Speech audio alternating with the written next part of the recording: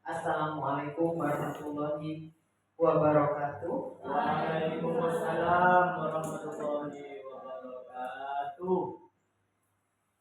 Alhamdulillah pada siang hari ini kita bisa berkumpul di lab IPA SMP Negeri 3 Gading dalam suasana yang cukup semangat Buddha, walaupun seharian ini kita sudah disibukkan dengan berbagai kegiatan lomba dan membersamai anak-anak dalam rangka persiapan lomba gerak jalan. Capek pasti, tapi saya bukan mengajungi jempol semangat ibu-ibu, bapak-bapak sekalian, teman-teman yang sudah rela tidak pulang dulu demi mengikuti acara ini. Acara ini berlangsung atas permohonan dari Ibu Kepala Sekolah, Ibu Sumarmi, yang minta kepada kami untuk membiaskan atau menyebarkan apa yang sudah kami pelajari dalam program calon guru penggerak, agar apa yang kita pelajari dalam program tersebut bisa kita langsung aplikasikan di sekolah kita tercinta ini. Jadi yang bergerak bukan hanya 2 orang, tapi kita secara bersama-sama bergerak, tentunya setelah teman-teman juga melaksanakan apa yang kita pelajari. Kita bergerak bersama-sama. Tiada niat untuk menggurui, tiada niat untuk sok tahu atau sok pinter, boten. Kita hanya membiaskan apa yang kita pelajari. Ya, jangan ngomong boten ini siang. Saya sensi. Oke. Mohon sewu sekali lagi untuk semuanya. Yang pertama yang akan kita bahas di sini adalah budaya positif. Apa itu budaya positif? Budaya positif itu adalah budaya baik. Budaya yang kita biasakan, kita tanamkan kepada anak didik kita. Yang mana sebelum kita menanamkan hal tersebut kepada anak didik kita, diri kita sendiri harus melaksanakan apa itu budaya positif. Apa sajakah itu?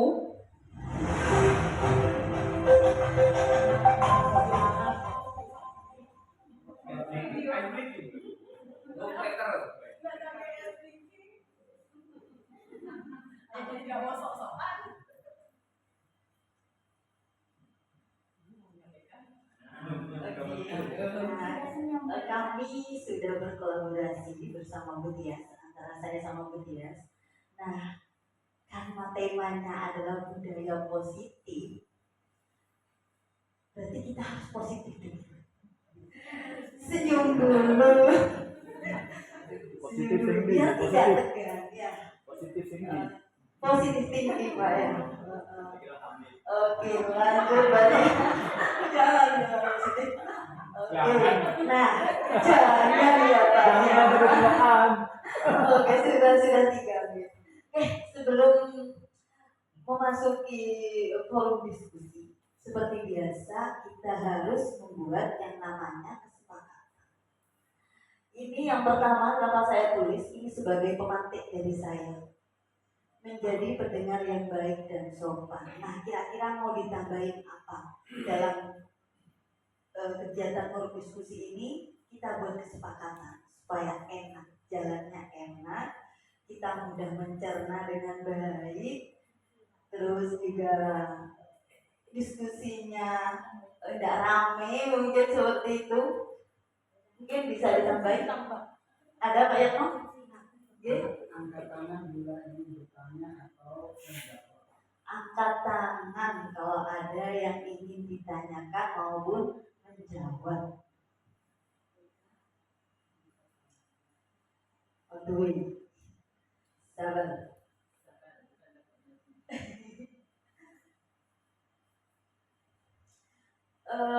Mungkin budaya positif ini sudah tidak asing, sering mendengar. Ada yang pernah mendengar mungkin selain yang pernah ikut CGP mungkin belum? Sudah sebenarnya. Sebenarnya di kegiatan guru penggerak ini banyak hal yang sudah kita lakukan, cuma kita itu tidak tahu teorinya apa, dasarnya apa. Setelah mengikuti ini, ya Allah, kita itu mudah melakukan ini. Ternyata dasarnya ini. Oke, lanjut yang ketiga mungkin ada lagi kesepakatannya apa Bapak Ibu? Belis mungkin? Pengen ditambahin kesepakatan apa? Oh mungkin ada Pak Ibu. Iya Bapak. Oh selesai tepat waktu. Lebih cepat lebih baik. Lebih cepat lebih baik gitu. Ikan cepat ikan gabus. Semakin cepat semakin bagus. Oke. Cukup? Cukup. Nah, karena memang keyakinan kelas itu setidaknya tidak boleh banyak karena supaya memudahkan kita untuk menghafal 3 sampai 7 kesepakatan. Oke, lanjut, Mbak.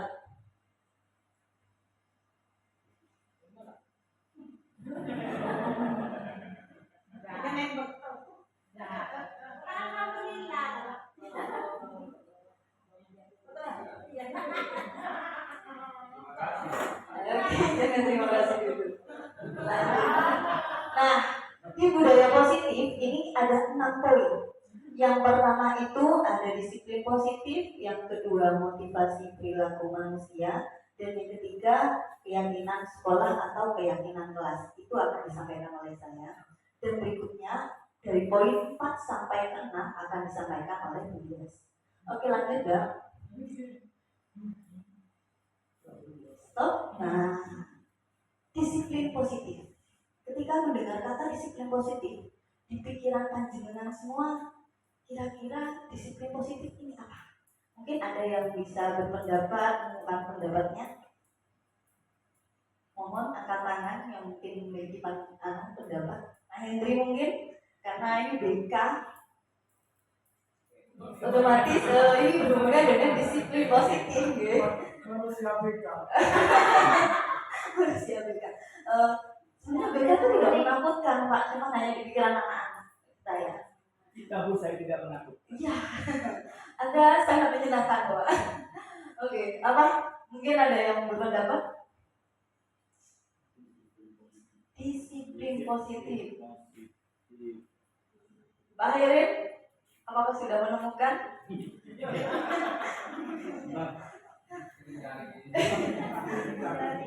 Ahli pencarian misalnya.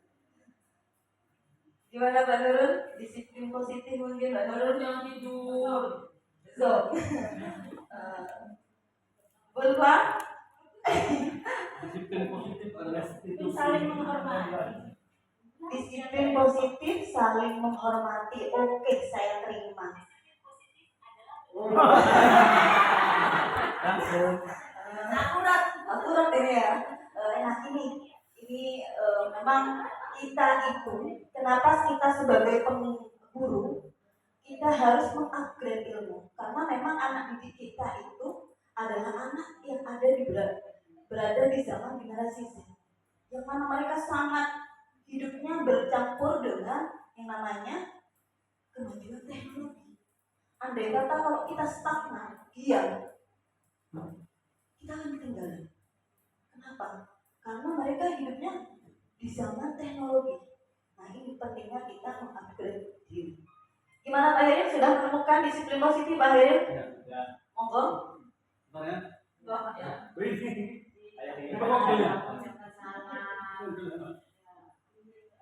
Kebiasaannya, budaya disiplin positif contohnya adalah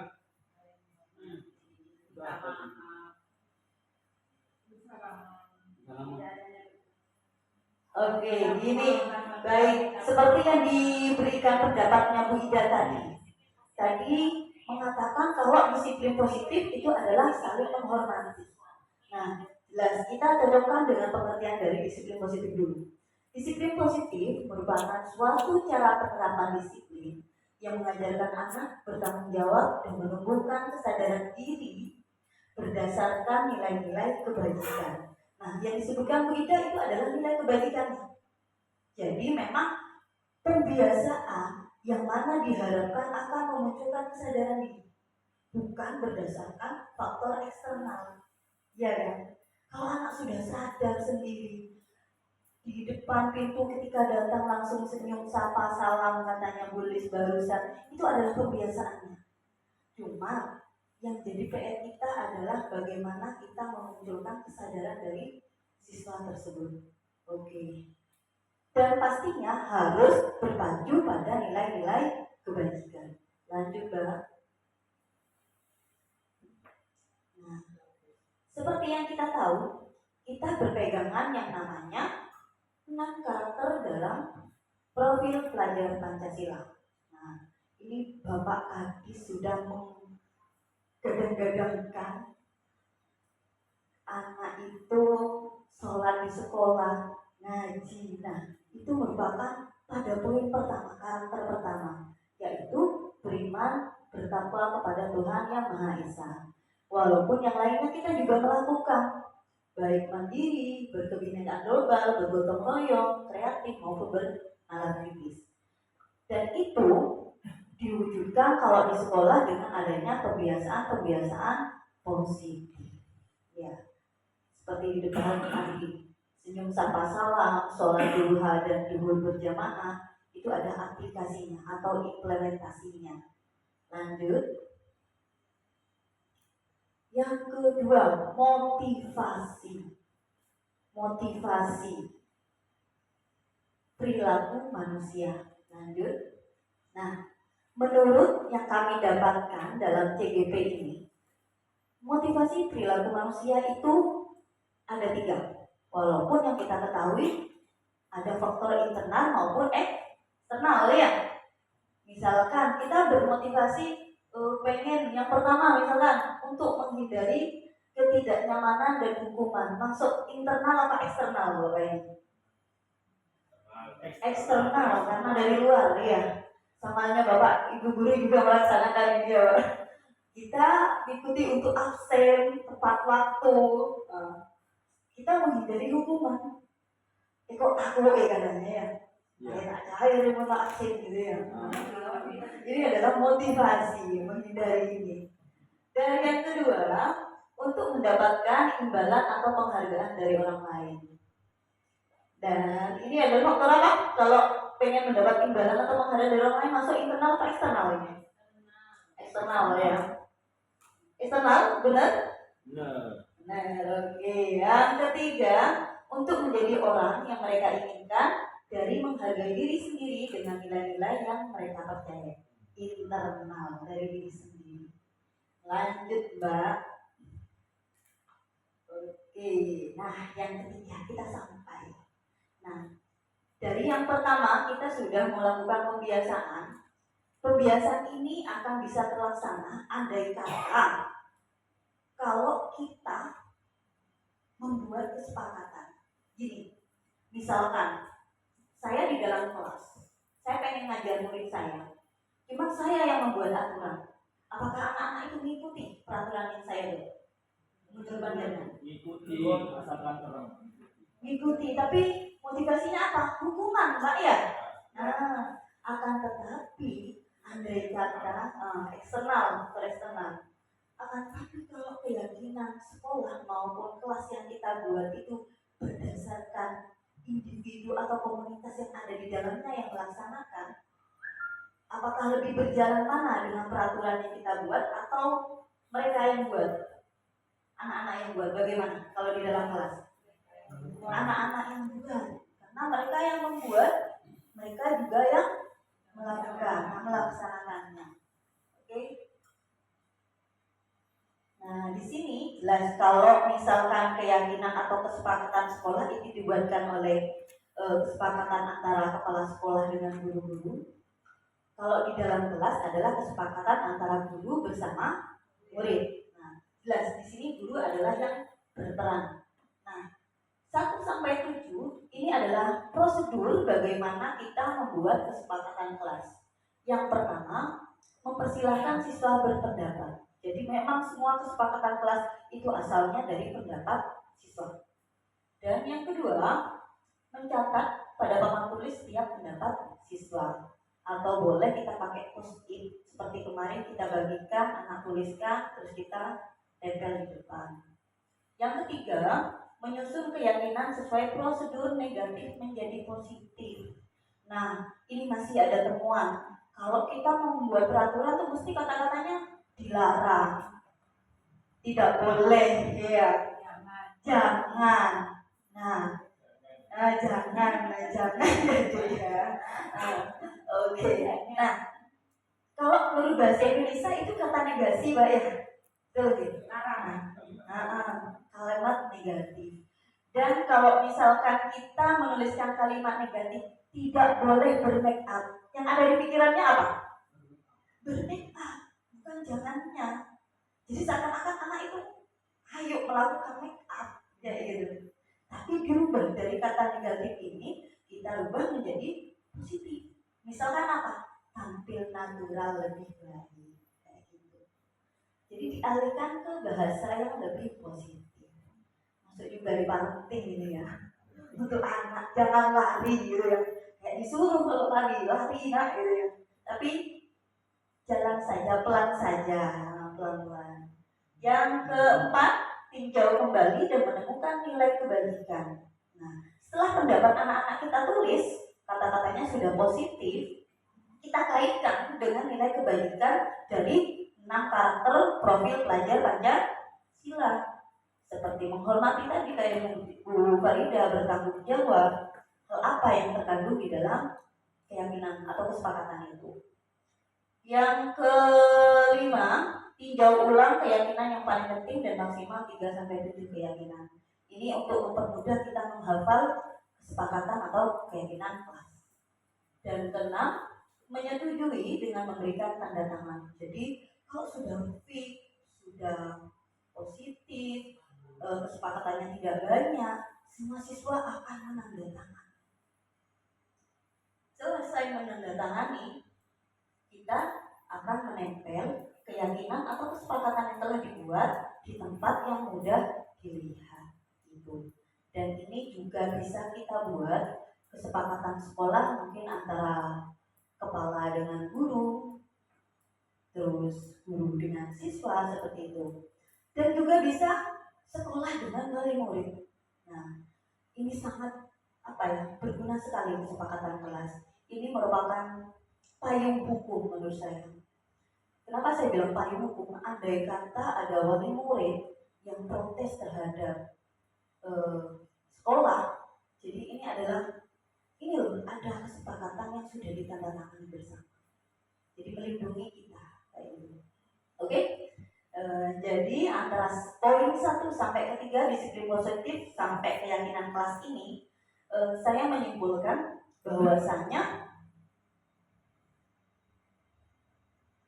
keyakinan sekolah atau kesepakatan sekolah ini akan terjadi berpatokan juga terhadap 6 profil pelajar Pancasila. Dan itu harus dimulai dari kesadaran siswa melalui kebiasaan. Oke, baik. Itu yang bisa saya sampaikan. Kita jawabnya nanti. Materi selanjutnya akan saya serahkan kepada Bu Dias. Bu Dias, monggo. Baik, Bapak Ibu, kita lanjutkan pada materi yang keempat, yaitu kebutuhan dasar manusia. Perilaku manusia sehari-hari beraneka ragam. Hal itu ada yang mendasarinya. Di antaranya adalah setiap manusia memiliki kebutuhan dasar yang kita sebut dengan kebutuhan dasar manusia. Kebutuhan dasar manusia itu ada 5.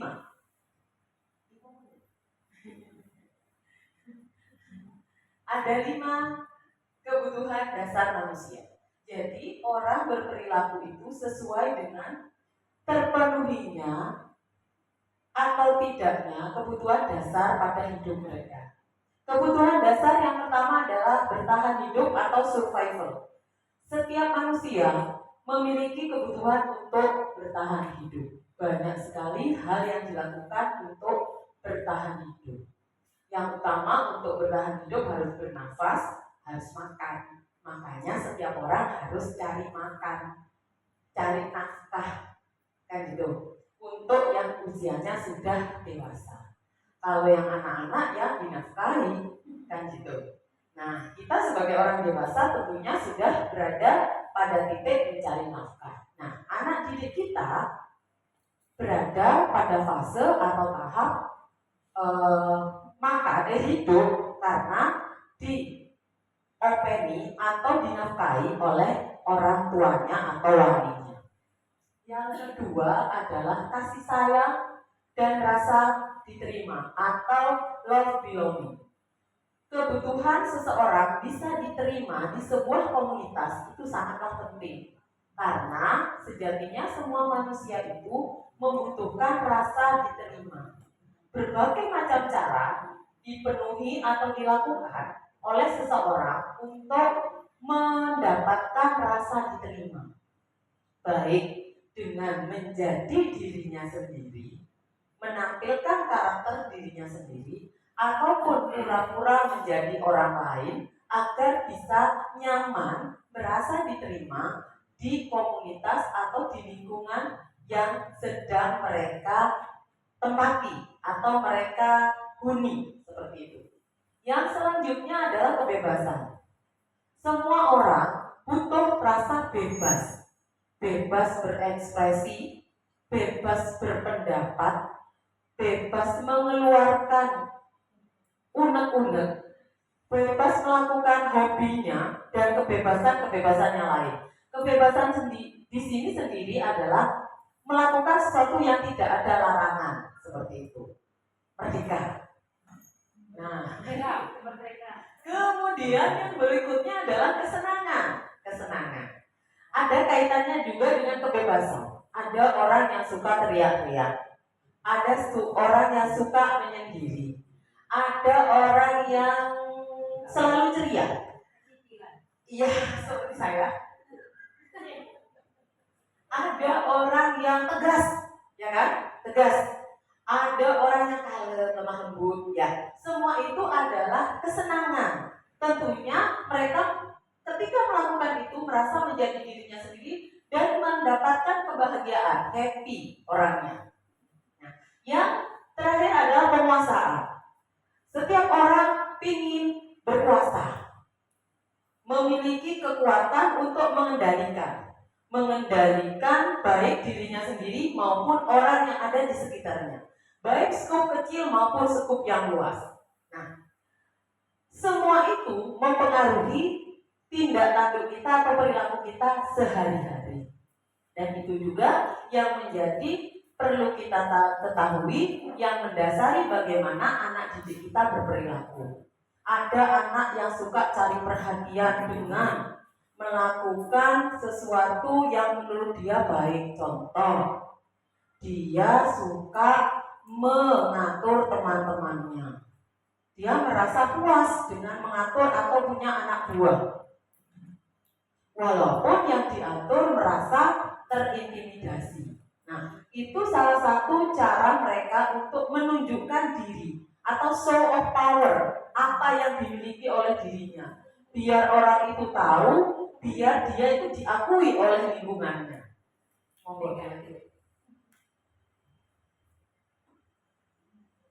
Nah, sekarang kita dalam menyikapi berbagai perilaku dari anak didik kita, ada beberapa posisi yang bisa kita tempati di sini. Yang pertama adalah posisi penghukum. Posisi penghukum adalah suatu posisi yang indikasinya atau tanda-tandanya adalah dia selalu menghardik, membentak, menjas langsung tanpa mengetahui asbabun nuzulnya atau asal usul kejadiannya seperti apa. Main vonis aja, kamu bersalah, kamu melanggar. Nah, itu namanya posisi penghukum. Kalau posisi pembuat rasa bersalah adalah posisi yang mengetuk hati nurani anak dikaitkan dengan orang tuanya. Gimana kamu nak kok melakukan ini? Gak kasihan sama orang tuanya. Kasihan kan kalau kamu seperti ini, gimana bapak ibumu kalau tahu? Nah, jadi dengan maksudnya mengutip hati anak itu, tapi sebenarnya itu membebani mental anak. Jadi dia berubah, tetapi dia terbebani, tidak menjadi dirinya sendiri, tetapi dia berbuat karena ingin menjaga. Berarti seperti yang dikatakan Bu Karin tadi, masih faktor eksternal, belum dari hatinya sendiri. Kemudian yang posisi teman, bestian sama muridnya. Dina lele, apa cangkok? Mon cangkok iya kabeh. Nah, itu posisi teman. Jadi menyetarakan dirinya sama dengan anak didik. Hal itu menyebabkan anak-anak tidak memiliki tanggung jawab karena merasa, oh kalau saya sudah sama Pak Sandi misalnya nih, aman. Semua yang saya lakukan, apa katanya Pak Sandi? Aman. Itu posisi teman. Berikutnya adalah posisi pemantau. Posisi pemantau itu ya, kamu jangan ayo, peraturannya apa? Kamu tidak boleh seperti itu karena di sekolah kita peraturannya seperti ini. Jadi mengutip dari yang sudah berlaku apakah anak itu melakukan atau tidak. Itu pemantau. Yang selanjutnya adalah manajer. Kalau sebagai manajer kita meminta kepada anak itu untuk menelaah apa yang sudah mereka lakukan. Jadi mereka dalam keadaan sadar mengevaluasi dirinya sendiri. Apakah yang dilakukan itu suatu kesalahan atau suatu kebenaran. Dan anak itu bisa mencari tahu atau mencari solusi bagaimana caranya dia tidak melakukan itu, seharusnya dia berlaku seperti apa. Nah, itu posisi kita sebagai manajer. Jadi bukan kita lagi yang ngatur atau bukan kita lagi yang mengendalikan, tetapi kita memotivasi anak itu menggali kemampuan anak itu berpikir bagaimana dia mengatur hidupnya atau mengatur dirinya. Karena di sini guru adalah sebagai fasilitator, maka tugas kita memang ya Bapak Ibu terdengar ya tak bisa belum dinajut. Nah, mungkin itu yang ada di benak Bapak Ibu sekalian. Tapi mari bersama-sama kita belajar menerapkan apa yang semestinya kita lakukan. Mari kita bersama-sama mencoba bagaimana kita melakukan layanan terbaik untuk anak didik kita. Selanjutnya, nah, di sini kami mohon Bapak Ibu menyimak video yang kita putar terkait dengan contoh konkret bagaimana dari 5 posisi kontrol yang tadi saya sampaikan.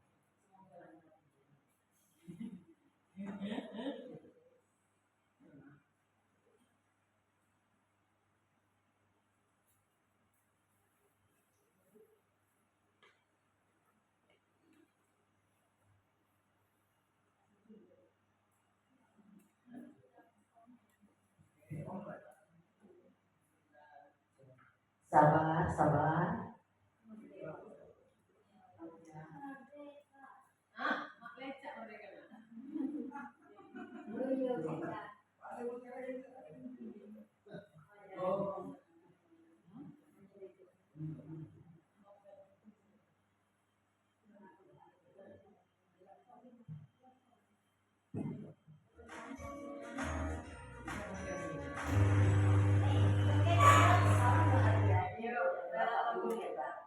Dalam penerapan disiplin positif restitusi, salah satu program yang dikembangkan adalah 5 posisi kontrol. 5 posisi kontrol dalam restitusi adalah proses perjalanan seorang pendidik agar dapat mengenali dirinya. video kali ini kita akan membahas tentang 5 posisi kontrol yang dikembangkan oleh Diane Gosel dan contoh penerapannya. 5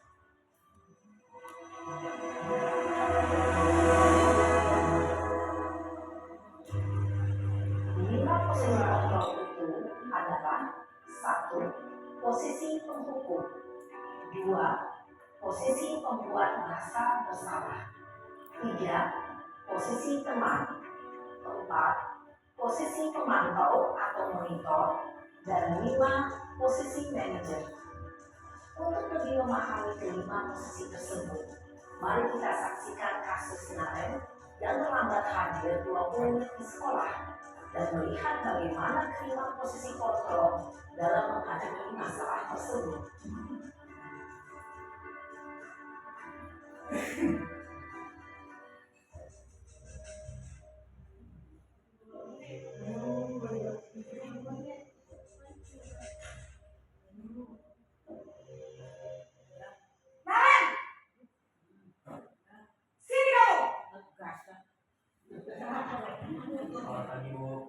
Selalu terlambat.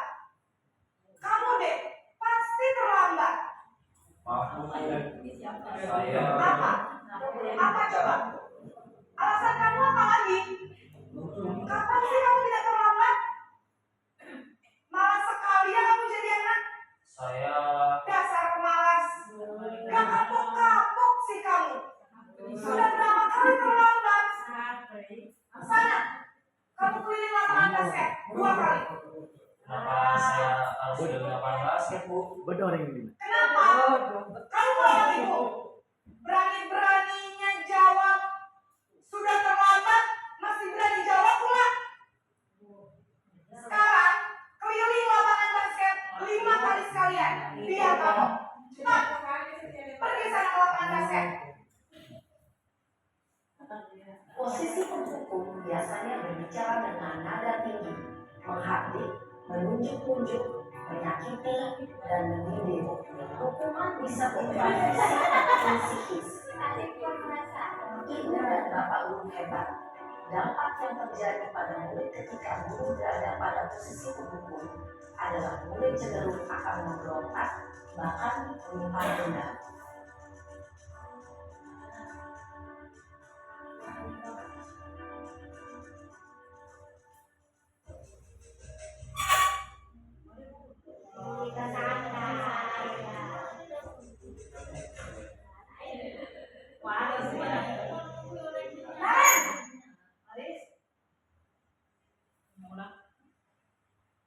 Selamat pagi, Bu.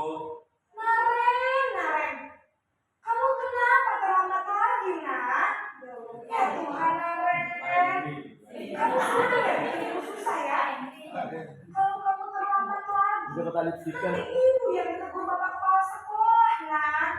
Disangka ibu tidak bisa membina kamu. Duh, gimana ini? Dia nyabu Holifar ya. Duh, Gusti Naren. Kamu sini pada kalau ibu tegur Benar bapak nak kepala enak, sekolah. enak. Terus, sekarang ibu harus tulis apa yang di buku absen? Ini kamu sudah sering terlambat loh. Ibu harus apa coba? Maaf, Bu. Maaf sekali. Ya sudah, lain kali jangan bikin ibu susah lagi ya nak ya. Ibu tidak akan kuat lagi kalau kamu gini terus. Bisa jantungan kalau ibu tegur bapak kepala sekolah. Sana cepat ke kelas. Berasa bersalah hukum Pak Ibu dan Maaf sekali. Posisi pembuat rasa bersalah berbicara dengan nada tenang, cenderung lembut, namun kata-kata yang diutarakan membuat murid merasa menjadi orang yang gagal, memandang buruk dirinya sendiri, merasa tidak berharga, dan tidak sanggup membahagiakan orang lain. Ketika guru mengambil posisi pembuat rasa bersalah, murid akan menganggap dirinya yang bersalah dan ia akan menyimpan emosi negatif tersebut di dalam dirinya.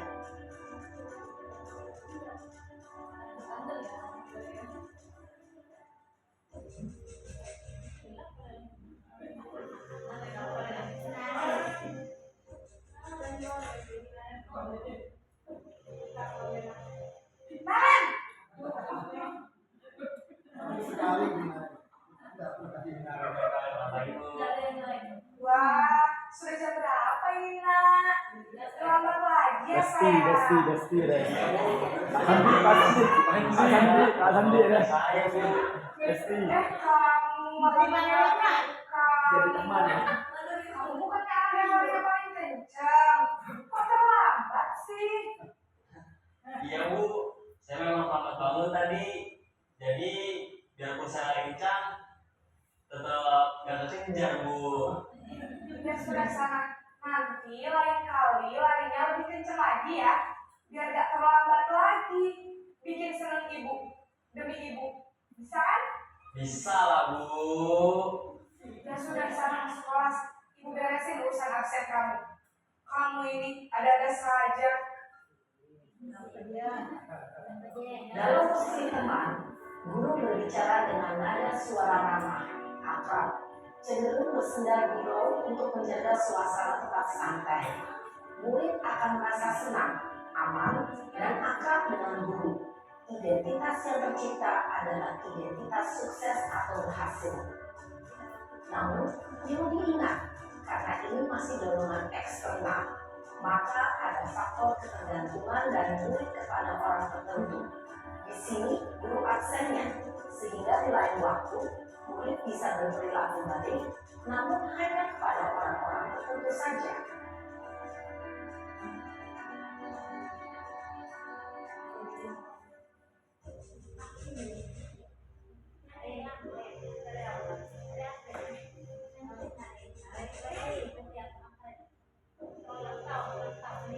Naren!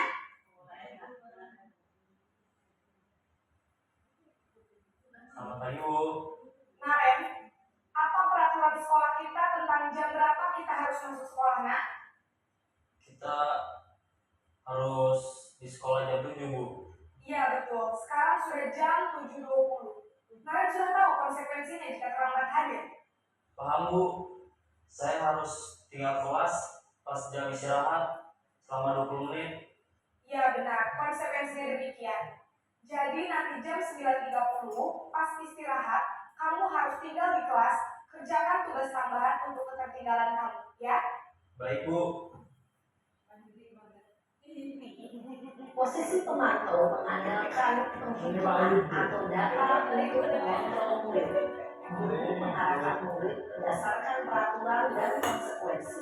Seorang pemantau menunjukkan bahasa tubuh dan ekspresi wajah yang datar dan cenderung formal.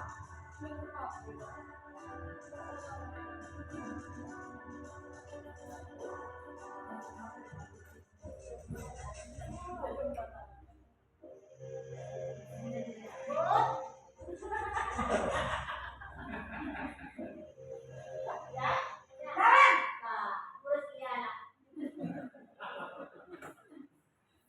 Selamat pagi Bu. Selamat pagi, Naren. Maaf Bu, saya terlambat. Iya, sekolah masuknya jam 7, sekarang sudah jam 7.20. Jadi sekarang bagaimana ini, Naren? Maaf Bu, saya lupa setel alarm saya semalam.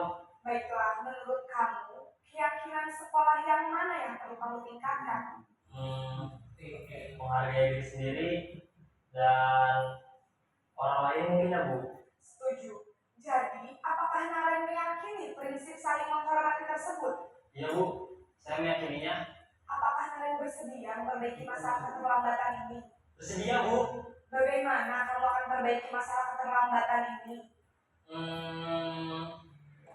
Saya akan coba untuk tidak lupa menyetel alarm saya Bu. Baik, kalau Naren lupa menyetel alarm di rumah, ada orang yang kira-kira bisa bantu mengingatkan tidak?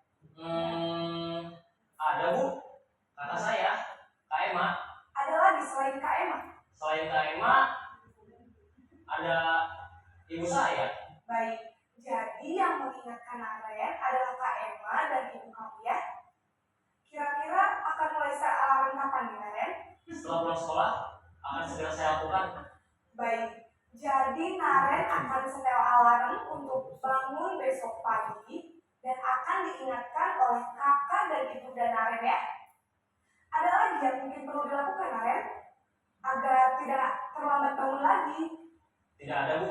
Baik Naren, terima kasih untuk kerjasama kamu. Sekarang kamu perlu kembali ke kelas untuk belajar. Baik Bu, terima kasih.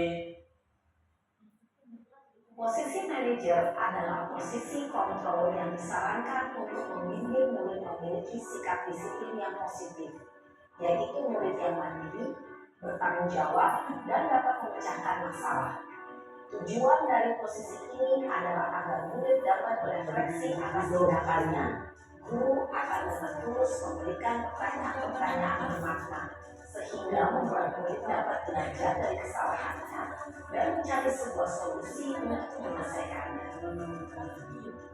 Ibu dan bapak guru hebat, setelah mengamati adegan kelima posisi kontrol tadi, kira-kira posisi mana yang paling ideal? Posisi mana yang dapat menunjang motivasi intensif murid? Ya, tentu posisi manajer. Sabar menunggu Posisi ini jawabannya. memang posisi ideal yang ingin dituju setiap murid.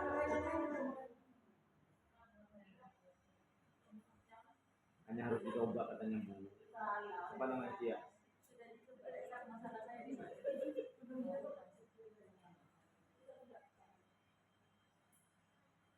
Harus sabar menunggu.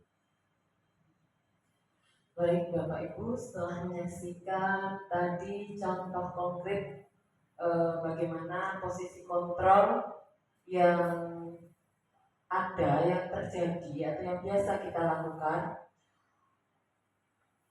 sejatinya kita pernah melakukan kelima posisi tadi, dan masing-masing dari kita tentunya sudah bisa menelaah, oh aku termasuk yang ini, oh aku termasuk yang ini. Nah, setelah belajar materi ini, diharapkan kita tidak lagi menempati posisi yang salah, karena dari kelima posisi tadi yang paling ideal dilakukan adalah posisi sebagai manajer.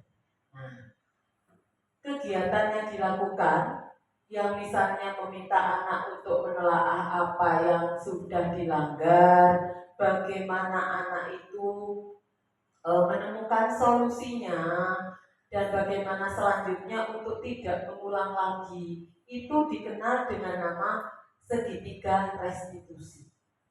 Nah, segitiga restitusi itu adalah suatu kegiatan yang terdiri dari 3 tahapan yang harapannya adalah dapat mengembalikan anak atau orang yang sudah berbuat salah kembali kepada komunitasnya dalam keadaan lebih baik. Jadi tidak dalam posisi terhukum, tidak dalam posisi merasa bersalah, tetapi dia secara intrinsik dari dalam sudah menyadari apa yang seharusnya dilakukan dan apa yang tidak boleh dilakukan. Ketika tahapan itu adalah, yang pertama adalah menstabilkan identitas. Dalam proses menstabilkan identitas, kita harus sebagai fasilitator, sebagai orang yang lebih dewasa, kita harus menyadarkan kepada anak-anak bahwa semua orang pernah berbuat salah. Semua orang pernah melakukan pelanggaran, bisa karena tidak tahu, tidak sengaja, maupun sengaja sekalipun. Tetapi semua itu adalah hal yang manusiawi. Tetapi poin pentingnya di sini adalah bagaimana anak itu tidak merasa terhukum atau tidak merasa bersalah. Tetapi dengan kita menstabilkan identitasnya, anak itu bisa menyadari bahwa dari sebuah kesalahan kita bisa berbenah untuk lebih baik dan untuk tidak mengulang lagi menuju sebuah kebenaran yang semestinya.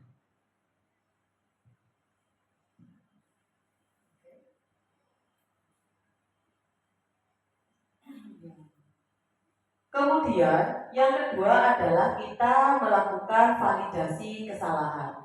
Dari tindakan yang salah itu kita bisa mengeksplor cara berpikir anak atau hati nurani anak, bagaimana seharusnya untuk tidak melakukan. Jadi dari apa yang sudah dia lakukan lagi, yang semestinya bagaimana kita kaitkan dengan keyakinan kelas yang sudah dibuat. Karena saya yakin sebagian besar guru mata pelajaran teman-teman sekalian yang ada di sini baik guru mata pelajaran maupun wali kelas sudah membuat keyakinan atau kesepakatan dengan anak didik, ya dengan anak-anak kita semua.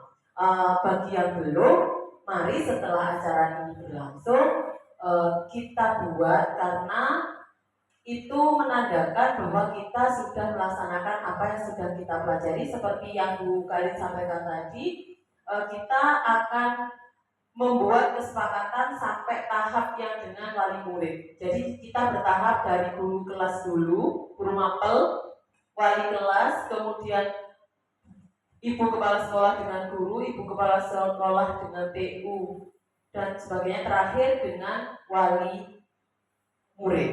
Oke. Nah, dari pelanggaran yang sudah dilakukan itu kita kaitkan dengan keyakinan kelas yang sudah ada.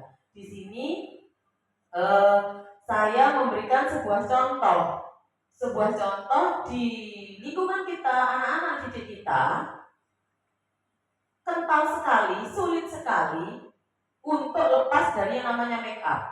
Jadi hanya ketika bertemu dengan Bapak A atau Ibu A saja berani menghapus, merasa sungkan atau bagaimana, sembunyi-sembunyi make up yang sudah dipasang dihapus.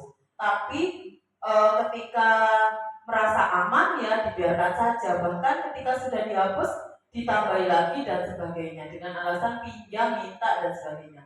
Di sini saya berusaha kontekstual, jadi yang saya laporkan di sini kepada tugas saya yaitu Ajeng. Ajeng anak kita sebenarnya tergolong anak yang cerdas, anak yang mandiri, anak yang berpotensi.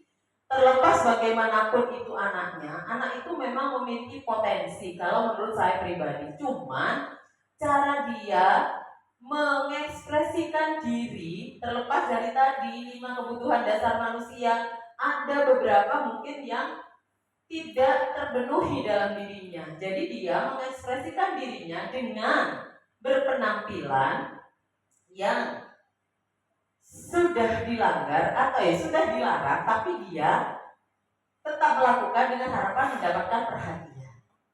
Dan ketika saya wawancarai, dia mengatakan bahwa akan lebih percaya diri, padahal tanpa make up pun dia sudah tergolong orang yang cantik. Saya aja perempuan merasa dia cantik, apalagi yang bapak-bapak. Nah, seperti itu. Yang selanjutnya sudah usah mau di. Nah, terima kasih. Itulah sekelumit pengetahuan yang kami berdua dapatkan dari pendidikan kami di calon guru penggerak.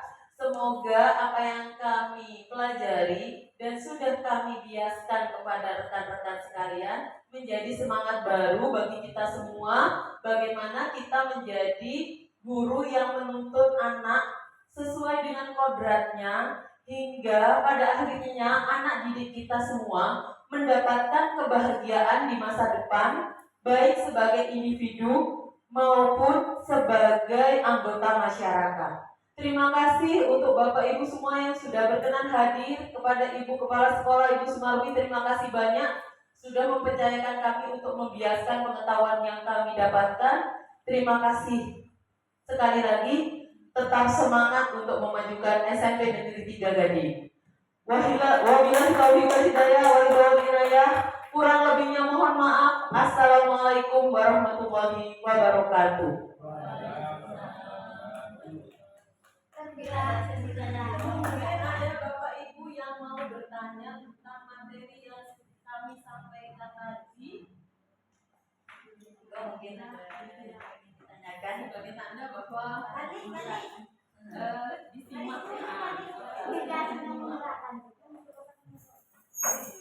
Mungkin Bapak Ibu sekarang ada punya usulan juga terkait apa yang sudah kita bicarakan tadi. Ya, Bapak Hari, Bapak Hari.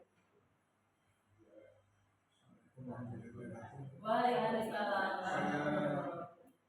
Tadi mengamati videonya sangat bagus sekali ya. Terima kasih atas ilmunya.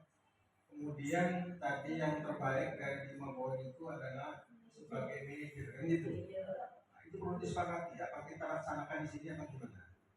Penjelasan.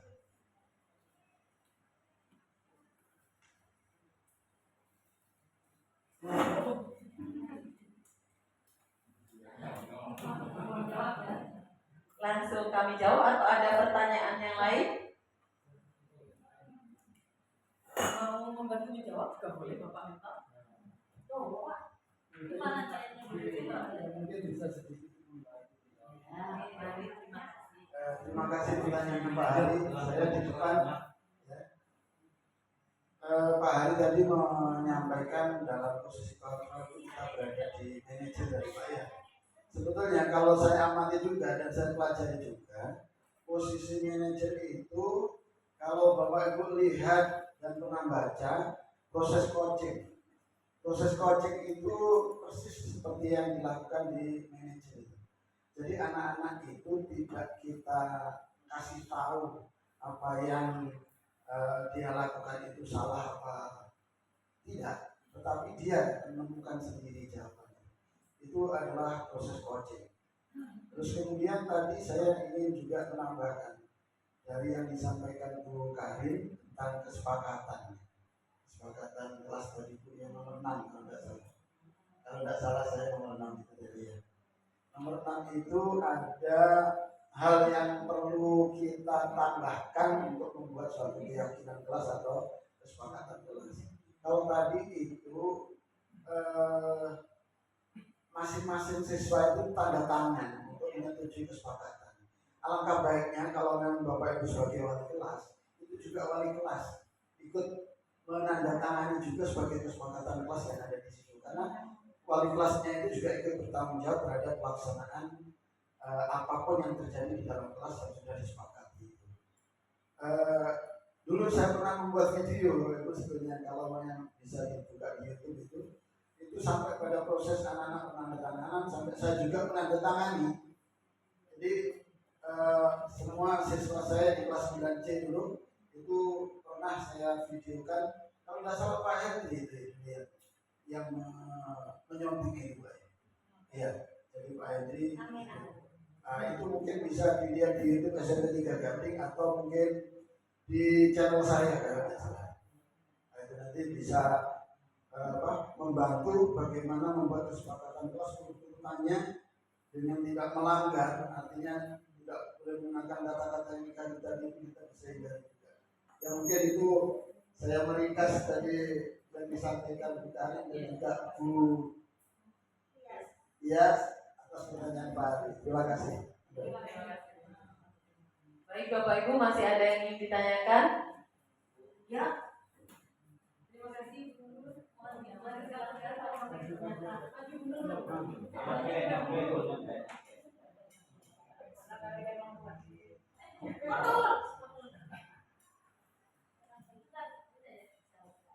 Assalamualaikum warahmatullahi wabarakatuh. Terima kasih Bu Iyas dan Bu Ajeng atas ilmunya. Saya jadi penasaran terhadap 5 kontrol, ya posisi kontrol yang tadi Bu Iyas gunakan untuk kasusnya Ajeng. Yang ingin saya tanyakan karena kebetulan saya tidak mengajar Ajeng, jadi saya ingin tahu resultnya itu seperti apa. Apakah sekarang Ajeng sudah tidak bermake up atau bagaimana? Terima kasih. Dan sejauh mana Bu Tia sudah melakukan manajer kontrol terhadap si Ajeng. Dan kebetulan di sekolah ini kan bukan hanya Ajeng saja ya seperti itu, banyak sekali murid-murid kita juga yang kasusnya hampir sama dengan Ajeng. Dan mungkin kami juga butuh bantuan Bu Tia sama Bu Ajeng, kira-kira bagaimana kami untuk menangani anak-anak yang seperti itu. Terima kasih.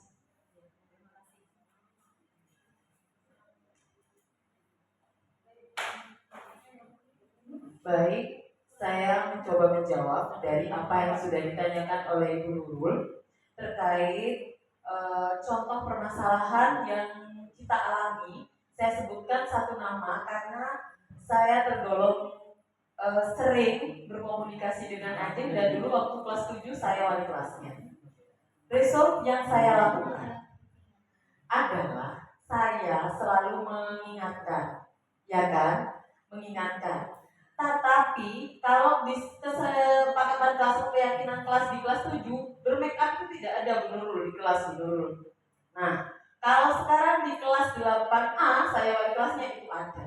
Jadi saya selama ini hanya mengingatkan aja apa yang dia langgar, apakah melanggar atau tidak, itu yang saya lakukan. Tetapi selama ini tidak bermake up itu bukan sebuah keyakinan kelas di sekolah kita, betul tidak? Kita tidak membuat itu, maksudnya tidak ada yang tertulis, ya kan? Hanya kita bilang bahwa itu peraturan. Yang namanya peraturan seperti Bu Karin tadi sampaikan, yang namanya peraturan itu sepihak. Jadi pihak sekolah dalam tanda kutip memaksakan anak untuk berlaku demikian, kan gitu. Beda dengan keyakinan kelas atau keyakinan sekolah. Nah, ini maksud saya adalah ketika kita sudah belajar tentang materi ini, harapan saya ke depannya, mari kita bersama-sama menyepakati baik dari guru semua, dewan guru semua, dengan anak-anak yang didik kita, kesepakatan apakah yang kita buat, biar semua orang sama-sama tahu, semua guru sama-sama tahu. Jadi tidak hanya sepihak saja, tidak hanya orang perorangan, tapi baik guru-guru, anak-anak juga tahu apa kesepakatan dan keyakinan kelas yang ada di SMP Negeri 3 Gading. Seperti itu, Ibu Nurul. Jadi selama ini kalau Ibu Nurul bertanya kemajuannya seperti apa, progresnya, dalam 1-2 hari ini, alhamdulillah, karena saya sendiri sudah mencoba merubah cara saya. Kalau kemarin mungkin jadi pemantau sudah, jadi besti sudah, jadi penghukum sudah, semua itu sudah saya lakukan. Nah, setelah saya belajar ini, saya mencoba memposisikan saya sebagai posisi manajer. Ya, yang saya rasakan pribadi adalah memang beda. Vibe-nya beda, di saya beda sebagai guru, di siswa juga beda. Jadi dia sudah tidak berada dalam posisi terdakwa lagi. Kalau kita jadi menempatkan diri dalam posisi manajer. Tapi saya mengakui saya masih belajar. Seperti saya katakan di depan, saya tidak berniat menggurui atau sok tahu, dan kita sama-sama belajar. Seperti itu. Semoga Bu Nurul puas dengan jawaban saya. Itu pengalaman yang bisa saya ceritakan, yang sudah saya lakukan dan yang sudah saya pelajari seperti itu. 1 hari ini sudah berubah lumayan, ya. Tapi itu masih 1 anak, yang lain belum, karena kita belum membuat kesepakatan sekolah. Mari makanya Bapak Ibu dengan kita bersama-sama menentukan jadwal bersama bagaimana kita kapan membuat kesepakatan sekolah yang benar-benar berasal dari anak-anak dan kita menyepakatinya. Jadi semua sama-sama tahu. Seperti itu. Ada lagi Bapak Ibu yang mau ditanyakan, mengingat ini sudah sore dan kami mohon maaf tidak menyediakan konsumsi. Jujur banget ya saya ya. Jadi bila tidak ada yang mau ditanyakan, kita akhiri acara ini. Tetapi sebelumnya saya minta kerelaan dari Bapak Haji Saiful untuk memimpin doa sebelum makan molen. Enggak apa-apa.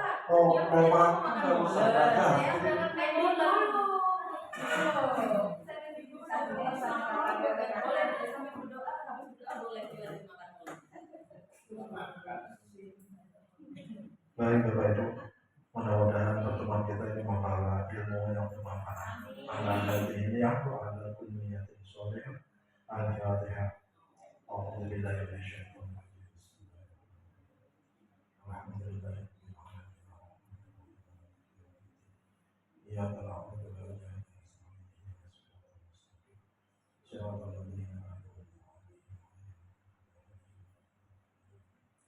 Bismillahirrahmanirrahim. Alhamdulillahirabbil alamin. Hamdan syakirin hamdan hamdan. Ya Rabbana lakal hamdu kama yanbaghi li jalali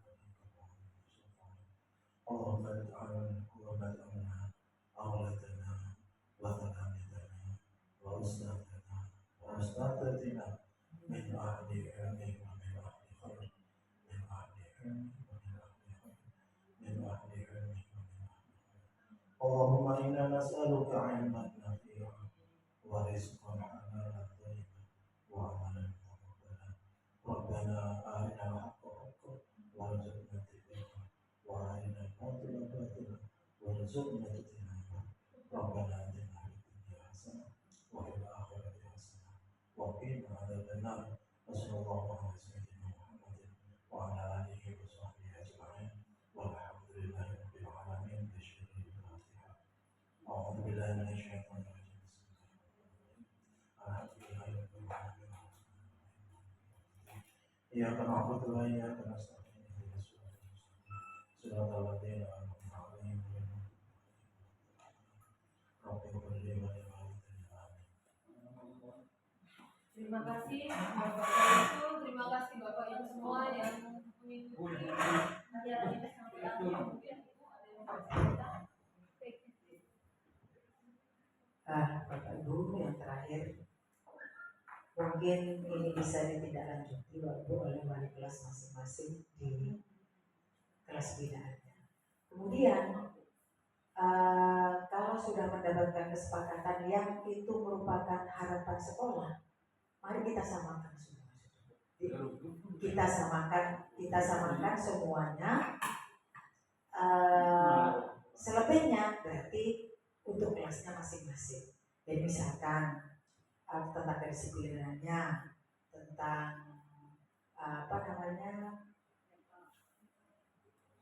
tentang pembiasaannya, tentang seperti make up, kan ini kalau bisa seluruhnya muncul, itu ya dimunculkan di sudah dipancing anak-anak sekiranya muncul gitu. Jadi apa-apa yang memang kita harapkan itu pancing anak-anak supaya memunculkan kesempatan itu. Jadi selain yang sudah diharapkan sekolah, kalau muncul yang lain itu adalah tambahannya dari kelas masing-masing. Mungkin baru. Jadi itu merupakan kesepakatan sekolah akhirnya. Artinya merupakan tata tertib sekolah, katakan begitu. Cuman bukan tata tertib, tapi itu adalah berupa kesepakatan dua pihak gitu ya. Nanti kita juga membuat untuk guru dengan kepala sekolah, bukan guru saja, tapi guru dan TU dengan kepala sekolah. Nanti saya juga akan ke wali murid yang berkaitan dengan murid, begitu Bapak Ibu ya. Jadi minta tolong ditindaklanjuti di kelas masing-masing. Terima kasih.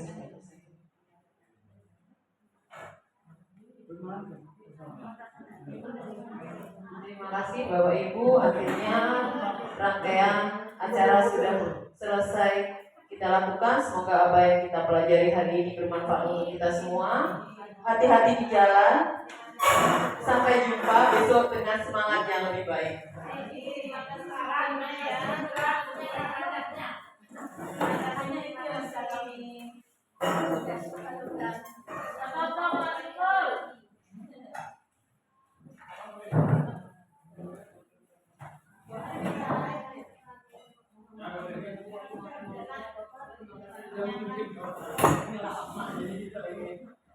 Terima kasih saya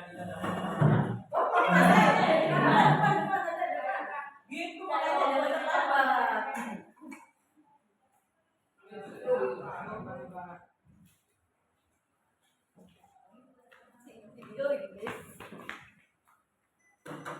Nah, 1 jam yuk, Mas.